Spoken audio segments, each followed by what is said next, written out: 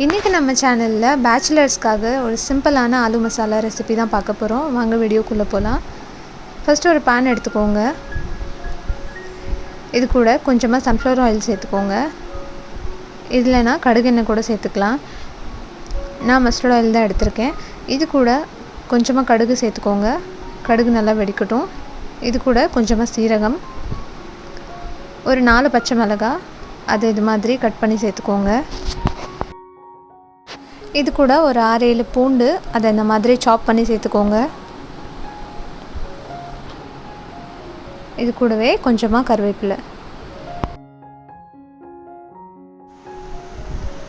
கார்லிக்கோட colour change ஆகட்டும்,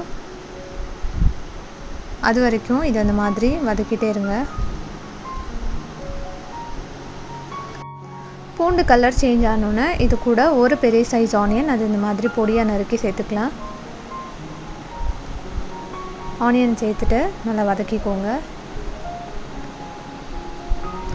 onion ரொம்ப cook ஆகணும்னு அவசியம் இல்லை, கொஞ்சமாக குக் ஆனால் போதும். இந்த ஆலு மசாலாவுக்கு இன்றைக்கி நான் 3 உருளைக்கிழங்கு எடுத்திருக்கேன். நல்லா பாயில் பண்ணிவிட்டு மேஷ் பண்ணி வச்சுக்கோங்க தனியாக. இப்போ இது கூட கொஞ்சமாக டர்மரிக் பவுடர் சேர்த்துக்கலாம். சேர்த்துட்டு இது நல்லா கலந்துக்கோங்க.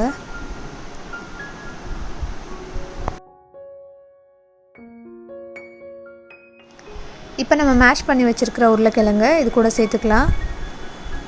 சேர்த்துட்டு இதை நல்லா கலந்துக்கலாம். உருளைக்கிழங்கு வேக வைக்கும் போதே உப்பு சேர்த்துருக்கேன், அதனால உப்பு செக் பண்ணிட்டு தான் மறுபடியும் சேர்க்கணும்.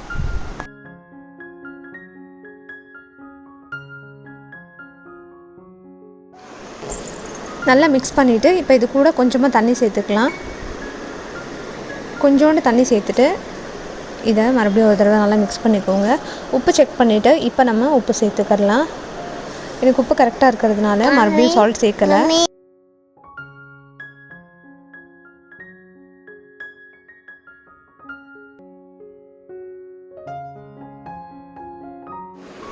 இப்போ இது கூட கொத்தமல்லி இலை நல்லா சாப் பண்ணி அதையும் தூவி விட்டுக்கோங்க.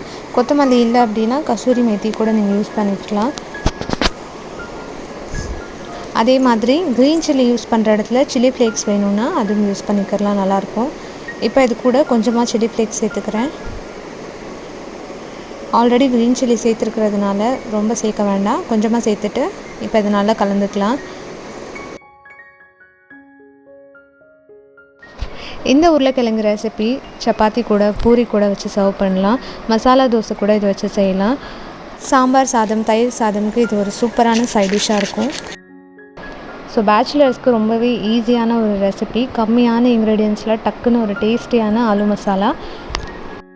இந்த ரெசிபியை நீங்களும் ட்ரை பண்ணி என்ஜாய் பண்ணுங்கள். வீடியோ பிடிச்சிருந்தா வீடியோக்கு ஒரு லைக் கொடுத்துக்கோங்க. இன்னும் நிறைய ரெசிபீஸ் இருக்குது, அதுக்காக நம்ம சேனலை மறக்காமல் சப்ஸ்கிரைப் பண்ணிவிட்டு சப்போர்ட் பண்ணுங்கள். நெக்ஸ்ட் வீடியோவில் பார்க்கலாம். அது வரைக்கும் பாய்.